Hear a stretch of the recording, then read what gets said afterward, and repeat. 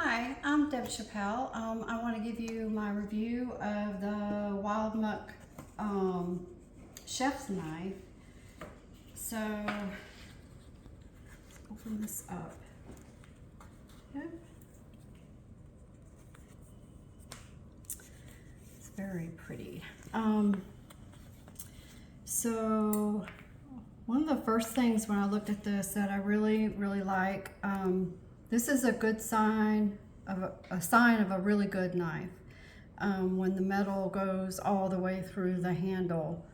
But I love the details that it has on this. Very pretty. And the details even on the blade. But what's even better, it cuts like butter when it goes through. I mean, I'm cutting a cantaloupe, and it just cut this way too. It just cuts like butter.